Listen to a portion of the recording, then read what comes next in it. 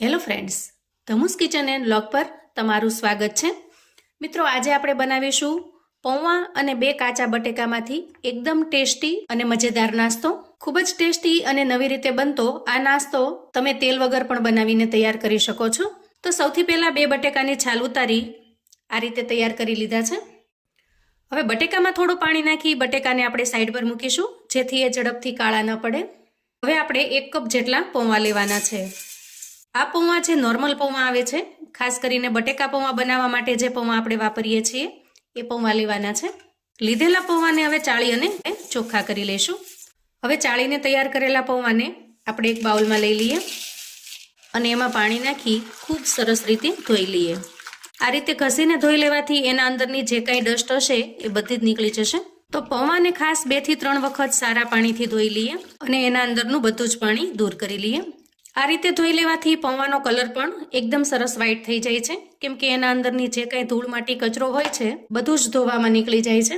હવે પૌવા સરસ રીતે ધોઈ તો લીધા છે, પણ પૌવા આ રીતે મેશ કરવાથી મેશ થતા નથી, કેમ કે હજી એનો જે દાણો છે એ થોડો કઠણ છે. તો આ સમયે આપણે પૌવાની અંદર આ રીતે 2 થી 3 ચમચી જેટલું પાણી ઉમેરી દઈએ. બહુ ખાસ વધારે પાણી ઉમેરવાની જરૂર નહીં પડે, માત્ર 2 થી 3 ચમચી જેટલું પાણી ઇનફ થઈ રહેશે. અને ત્યાર પછી ઢાંકણ ઢાંકી થોડી વાર માટે રેસ્ટ થવા દઈએ, જેથી પૌવાની અંદર પાણી ખૂબ સરસ રીતે સોક થઈ જશે અને પૌવા સોફ્ટ થશે. ત્યાર પછી આપણે આ રીતે આદુ ખમણવાની જે ખમણી આવે છે, ઝીણી ખમણી, એ લઈશું અને છાલ ઉતારીને તૈયાર રાખેલા બટેકાને ખમણી લેશું. ખમણવા માટે આપણે અહીંયા ઝીણી ખમણીનો જ ઉપયોગ કરવાનો છે, જેથી બટેકાના લચ્છા એકદમ સરસ બારીક બને. આ રીતે આપણે બંને બટેકાને સરસ રીતે ખમણી લીધા છે. હવે બટેકાના ખમણને આપણે થોડા પાણીની અંદર ધોઈ લેવાનું છે, જેથી એના અંદરનો જે કંઈ સ્ટાર્ચ છે એ બધો દૂર થઈ જાય અને રેસીપી થોડી હેલ્ધી બને. અહીંયા તમે બટેકાની જગ્યાએ કોઈ પણ બીજા વેજીટેબલ્સનો પણ ઉપયોગ કરી શકો છો. હવે પાણીમાંથી બટેકાના લચ્છાને લઈ આ રીતે હથેળીમાં થોડું પ્રેસ કરી દેવાનું, જેથી એના અંદરનું બધું જ પાણી નીકળી જાય. જુઓ, આ રીતે કોરા થઈ જાય ત્યાર પછી આપણે એને એક પ્લેટમાં લઈ લઈએ. સારી રીતે ધોઈ લેવાથી બટેકાની અંદરનો જે સ્ટાર્ચ છે એ દૂર થઈ જાય છે અને નાસ્તો થોડો હેલ્ધી બને છે. આપણે બધા જ બટેકાના ખમણને આવી રીતે તૈયાર કરી લીધું છે અને બટેકાનું ખમણ ખૂબ સરસ રીતે તૈયાર થઈ જાય એટલે આપણે ગેસ તરફ જઈશું. ગેસ ઓન કરી ગેસ ઉપર એક પેન મૂકીશું. અંદાજે નાના 2 ચમચા જેટલું આપણે તેલ લઈશું. તેલ થોડું ગરમ થાય એટલે 1 ચમચી જેટલું જીરું ઉમેરીએ અને થોડી પિંચોપ એટલે કે ચપટી જેટલી હિંગ ઉમેરીએ.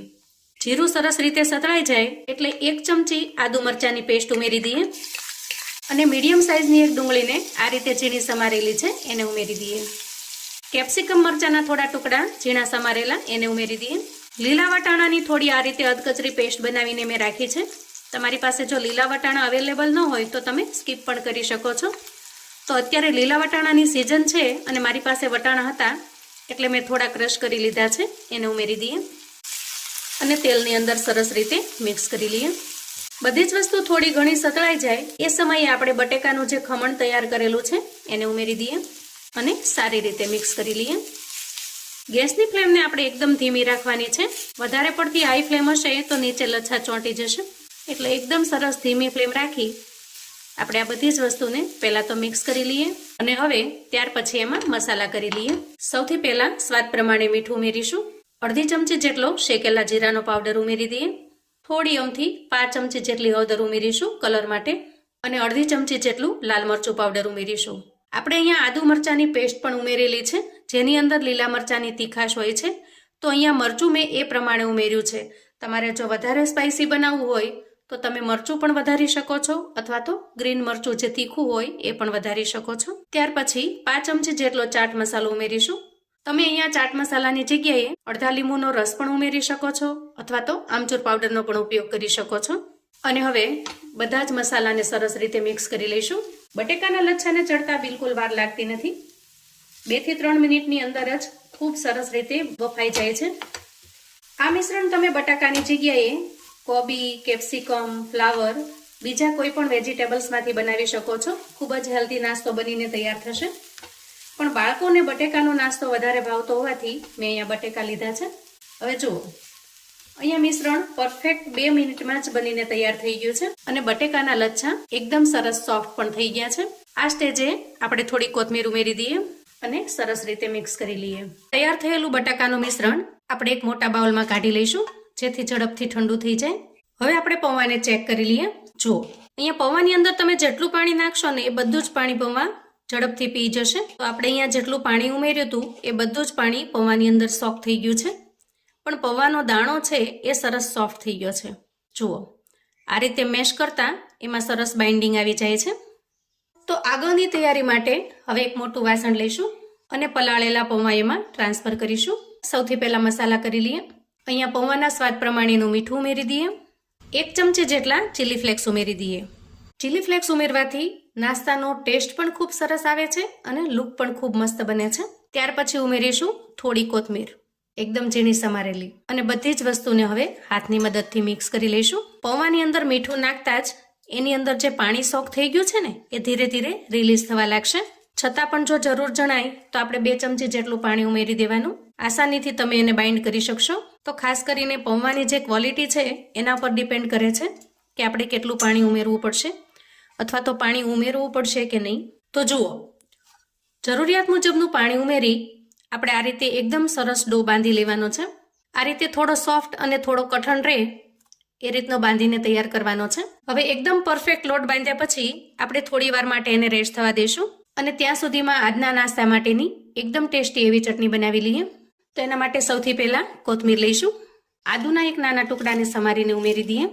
થોડું લીલું મરચું ઉમેરી દઈએ અને 2 ચમચી જેટલું દહીં ઉમેરી દઈએ. એક નાની વાટકી જેટલા ગાંઠિયા ઉમેરીશું. તમે અહીંયા દાળિયાનો ઉપયોગ પણ કરી શકો છો અથવા તો શિંગદાણાનો પણ ઉપયોગ કરી શકો છો. હવે ઉમેરીશું સ્વાદ પ્રમાણે મીઠું. 1/2 ચમચી જેટલી ખાંડ ઉમેરીશું.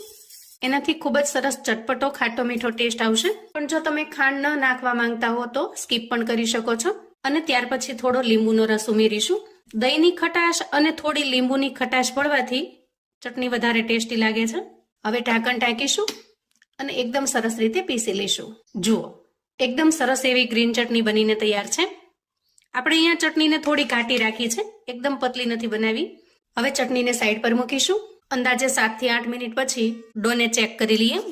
એકદમ પરફેક્ટ બાઇન્ડિંગ આવી ગયું છે અને તૈયાર કરેલા ડોમાંથી એક સરખી સાઈઝના લુવા કરી લઈએ. જુઓ, આ રીતે એક સરખી સાઈઝના લુવા કરવાથી નાસ્તો એક સરખા માપનો બને છે, જેથી દેખાવમાં પણ ખૂબ સરસ લાગે. હવે જે લુવો આપણે લીધેલો છે એ લુવાને આપણે બોલ્સની જેમ સરસ ગોળ બનાવી લઈએ અને પછી વચ્ચેથી પ્રેસ કરી દઈએ. ત્યાર પછી એને અંગૂઠા અને આંગળીની મદદથી થોડો ફેલાવી લેવાનો છે. અને જુઓ, અહીંયા વચ્ચેની સાઈડ થોડું જાડું રહે એ રીતે રાખી દેવાનું અને આ શેપમાં લઈ લેવાનો છે.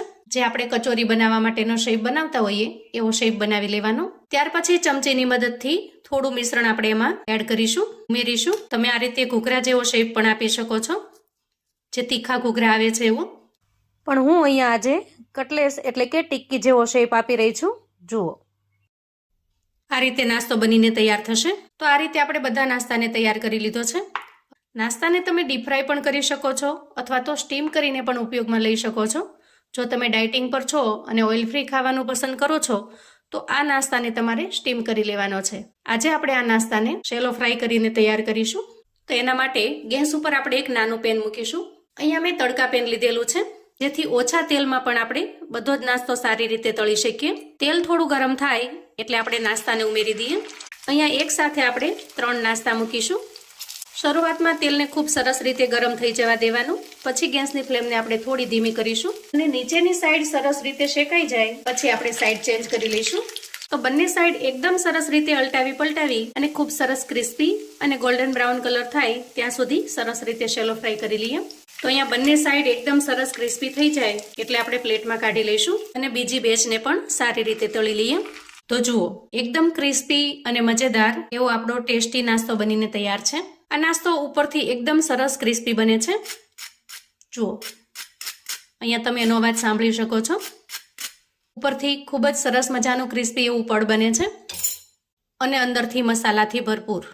જુઓ, સમોસા, કચોરી, ગોટાને પણ ભૂલી જાઓ એવો સરસ મજાનો ટેસ્ટી નાસ્તો બનીને તૈયાર થાય છે. ઘરમાં નાના મોટા સૌને આ નાસ્તો ખરેખર ખૂબ જ પસંદ આવે એવો ટેસ્ટી બને છે. બાળકોને લંચ બોક્સ કે ટિફિન બોક્સમાં પણ આપી શકાય. સવારે કે સાંજે નાની મોટી ભૂખમાં અથવા તો સાંજે લાઇટ ડિનર કરવું હોય તો એમાં પણ તમે આ બનાવીને તૈયાર કરી શકો છો. કોઈ પણ ચટણી સાથે એકદમ લાજવાબ લાગે છે.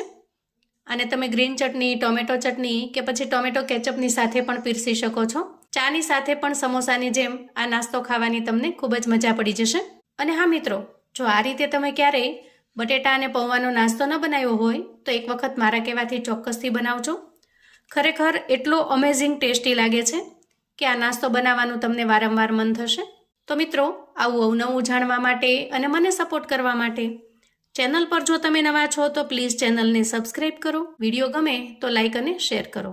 તમારા સગા સંબંધી મિત્રોને પણ આપણી આજની એકદમ ટેસ્ટી એવી નાસ્તાની રેસિપી ચોક્કસથી મોકલી આપજો, જેથી એ લોકો પણ બનાવીને તૈયાર કરી શકે, એન્જોય કરી શકે અને એના પરિવારને પીરસી શકે. કોમેન્ટમાં મને ચોક્કસથી જણાવજો મિત્રો કે તમે મારો વિડીયો ક્યાંથી અને કયા ગામથી જોઈ રહ્યા છો, જેથી મને પણ ખ્યાલ આવે કે મારા વ્યુઅર્સ મને ક્યાંથી જોઈ રહ્યા છે. ફરી મળીશું એક નવી રેસિપી સાથે. ત્યાં સુધી આવજો મિત્રો.